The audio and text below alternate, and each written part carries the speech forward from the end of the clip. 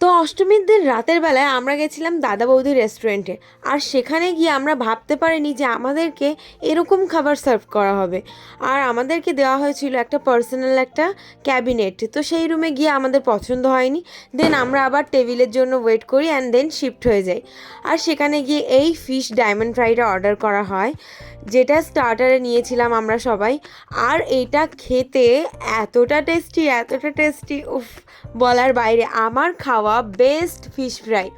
মানে ফিশের কোটিংটা যতটা পাতলা আর যতটা ক্রিস্পি, ফিশের কোয়ান্টিটি দেখতে পাচ্ছ এখানে কতটা। এটার দাম ছিল মাত্র 200 টাকা, কিন্তু এতটা টেস্টি হবে বলে ভাবতেই পারিনি আমরা।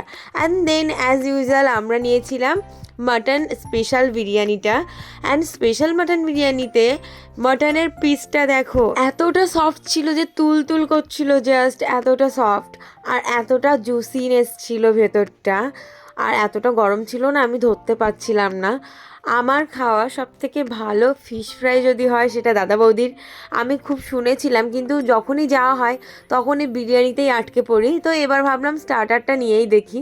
তো এতটা ভালো খেতে ছিল বলার বাইরে। আর মাটনটা দেখো জাস্ট, তার সাথে মাটনের এই আলু, মানে স্পেশাল মাটন বিরিয়ানিতে এরকম 2 পিস মাটন পাবে আর 2 পিস আলু থাকবে। তো তার সাথে আমরাও নিয়েছিলাম 75 রুপিসের স্যালাড। আর স্যালাডটার কোয়ান্টিটিটাও ঠিকঠাক ছিল।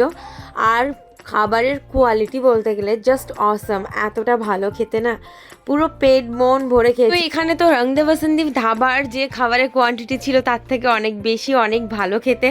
তো তোমরা অবশ্যই দাদা বৌদিতে যেও, ট্রাই করে দেখো, ভীষণই ভালো লাগবে। তো অ্যাকচুয়ালি এখন বাজে 12:30 অলরেডি। আমরা অষ্টমীর দিন বেরিয়েছিলাম 7টার সময় বাড়ি থেকে, আর 12:30 এখন আমরা খাচ্ছি।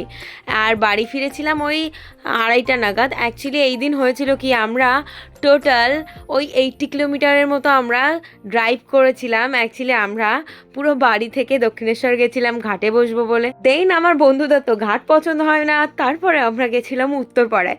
আর উত্তরপাড়ায় গিয়েও ঘাট পছন্দ না হয়ে শ্মশানঘাট দেখে ওখান থেকে আমরা ডিসাইড করলাম আর খিদে পেয়ে গেছে, রাত 9টা বেজে গেছে।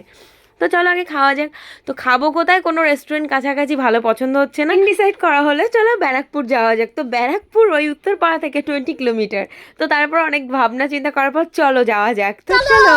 বন্ধুদের সাথে বেরোলে যেমনটা হয় যে চা খেতে যাচ্ছি 10 মিনিট দূরে, 10 মিনিট দূরে চা খেতে যাওয়ার নাম করে মন্দারমণি পৌঁছে যাওয়া, সেই রকমই আমাদের হয়েছিল ঠাকুর দেখতে গিয়ে দাদা বৌদি পৌঁছে যাওয়া। Stay tune my next blog, tata.